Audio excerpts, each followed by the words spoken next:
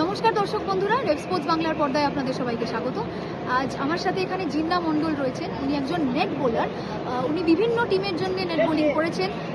সম্প্রতিকালে টি-20 world কাপের জন্য, স্কটল্যান্ডের জন্য, ওয়েস্ট ইন্ডিজের জন্য, ইটালির জন্য উনি নেট বোলার রয়েছেন এবং তার সাথে সাথে ইন্ডিয়া টিমের প্রচুর ব্যাটারদের জন্য উনি বোলিং করেছেন। ওনার সাথে আমরা একটু কথা বলে নেব। আপনি প্রথমে আপনার নামটা বলুন আর বলুন আপনি কোথা থেকে। আমার নাম জিন্না মণ্ডল, বসিরহাটে আমার বাড়ি। আমি এখানে আজ 5-6 বছর আইপিএলের নেট বোলার, 23 ওয়ার্ল্ড কাপের নেট বোলার ছিলাম। এখন এই সম্প্রতি আপনার যে এটা ওয়ার্ল্ড কাপ হচ্ছে, স্কটল্যান্ড ওয়েস্ট ইন্ডিজ আর স্কটল্যান্ড ওয়েস্ট ইন্ডিজ টিমের নেট বোলিং করেছি। আপনার বাড়ি কোথায় এবং বাড়ির সবার কি সাপোর্ট আছে? বাড়ি হচ্ছে বসিরহাটে বাড়ি। আমি একটা মৎস্যজীবী পরিবারের সন্তান, ঠিক আছে। আমার গুরুদেব শ্রী সন্তোষ কুমার মণ্ডল আমার ক্রীড়া শিক্ষক, আমাকে বিভিন্নভাবে সাপোর্ট করে। বারাসাত বসিরহাট এলাকার সুবিখ্যাত অ্যাঙ্কার শাহজুল হক, আলমদিনা জুয়েলার্সের কর্ণধার শেখ আলফাজ, বা আমার গুরুদেব শিক্ষা গুরু সৌরভ সরকার স্যার, যে আইপিএল খেলেছে 2008-9 বেঙ্গল টিমে রঞ্জি খেলেছে 140-এর মতন উইকেট। আমি তার কাছ থেকেই কলকাতা ময়দানে ক্রিকেট খেলাটা শিখেছি।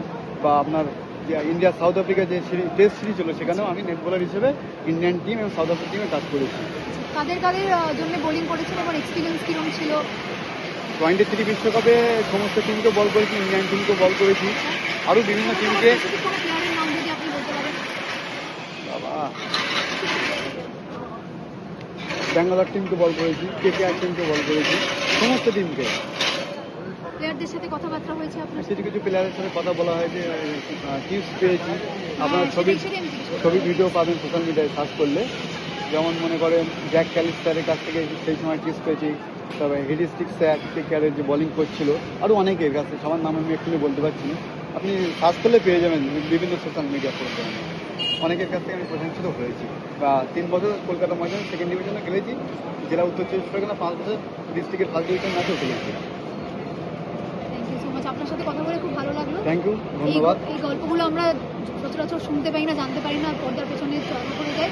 বাট খুব ভালো লাগলো আপনার সাথে দেখা হয়ে, কথা বলে। Thank you. এরকমই ভালো কাজ করতে পারি। Thank you.